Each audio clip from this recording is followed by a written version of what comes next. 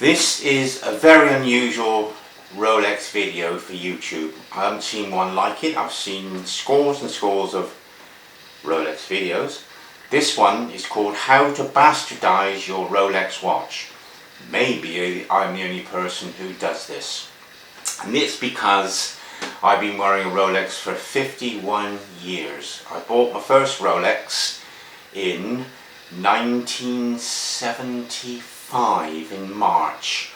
I was 19 years old, 7 months, and I wrote it in my diary, a page a day diary, and I show it to one or two Rolex dealers today, which is fantastic recollection of the special day in my life where I paid a mere £195 for Rolex Submariner date with Submariner written in red. There was £5 difference between that watch and the Sea Dweller or the Submariner, I can't remember now, but they were all on the counter at Charles Packer in Regent Street, and I could choose any one of those I wanted. I put a £10 deposit down, a £25 deposit down, then I bought the watch.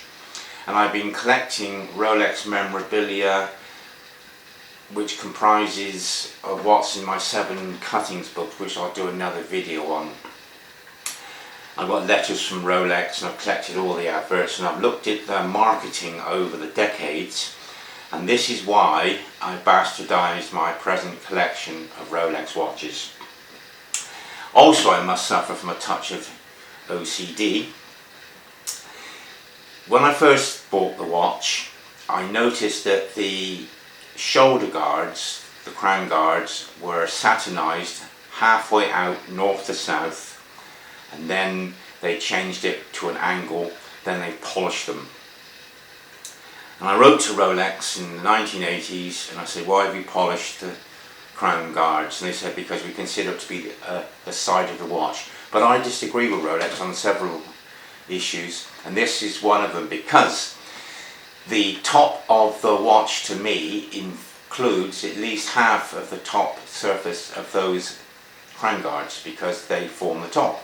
And also, when they're satinized, they're clearly visible as a shape around the crown guards, where if they're reflecting all the time, it's difficult to see what they've done.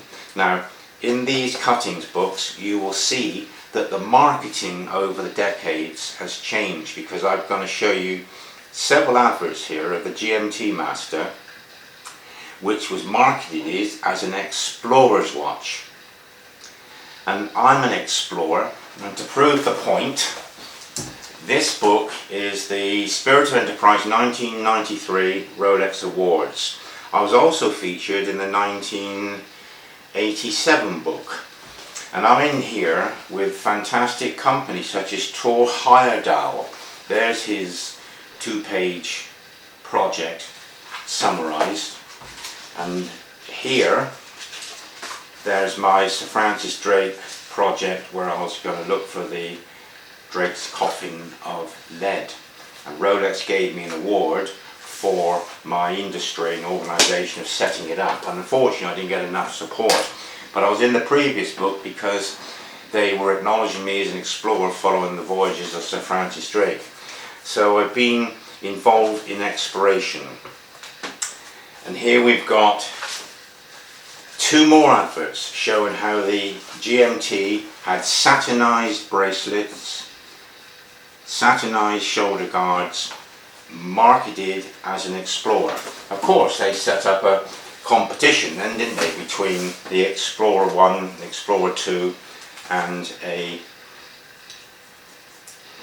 Rolex GMT. Now, Rolex have told me that they never advertised the Daytona, and I'm wearing a Daytona, and I'm going to show you this because this watch is fully satinized just like the Submariner.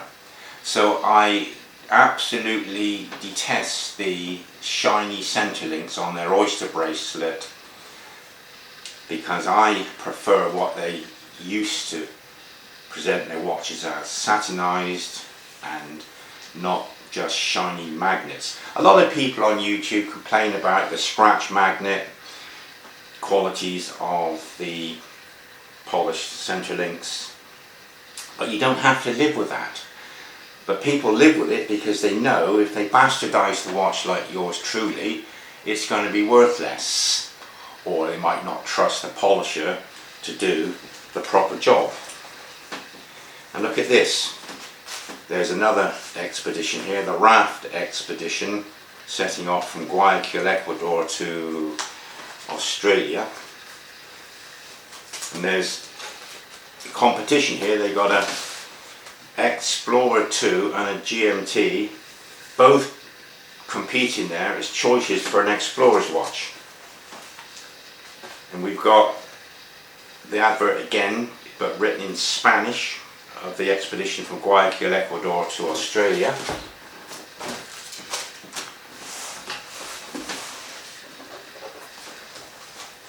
And look at this, we've got a polar expedition featuring the GMT blue red bezel.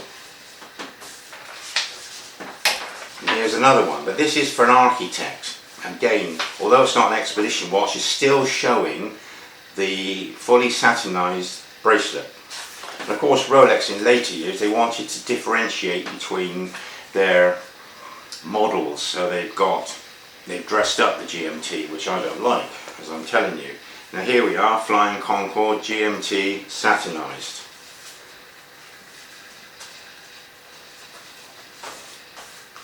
Polar Expedition satinized GMT. Polar GMT Expedition. Last one. Huskies pulling sledge in the Arctic or Antarctic. There you are, in the Antarctic.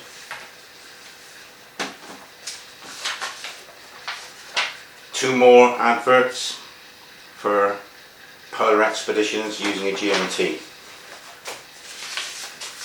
And here we are in modern times, showing you where the sun never sets in the Antarctic during their summer using a GMT, more of a modern advert. And we got Thor Heyerdahl's expedition using his raft in one of these adverts.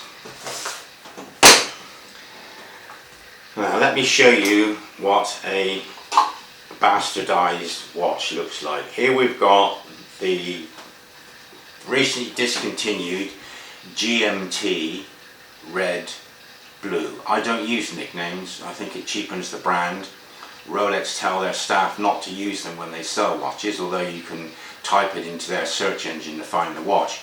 But here you are, you've got the shoulders matted down, the bracelet satinized.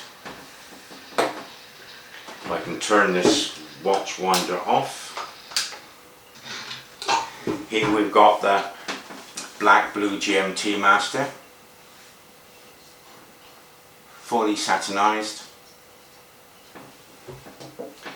And lo and behold, my friend said to me I was very brave to have this completely altered, so it's satinized. Completely satinized Daytona.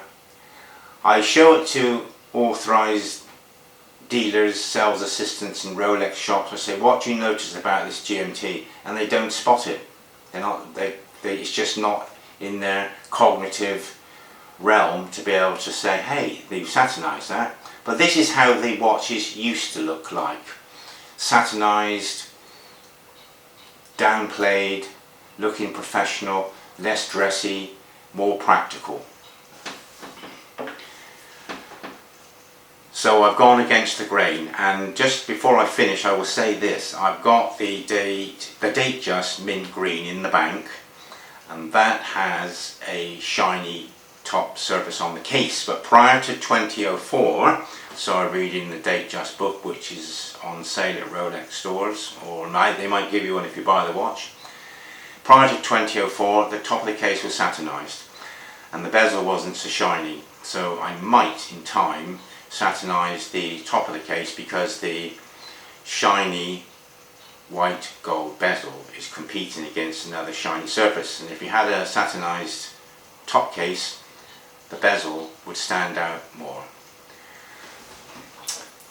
I'd like you to send in your comments. You might think I'm mad doing this, but if I ever wanted to sell these watches, which I can't see doing, I can always go back to a workshop where the watches can be corrected.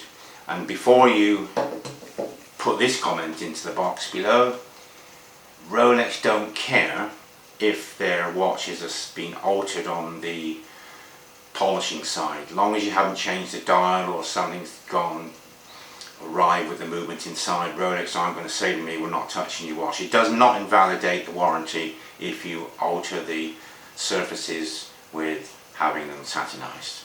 I hope you find this interesting. Bye bye.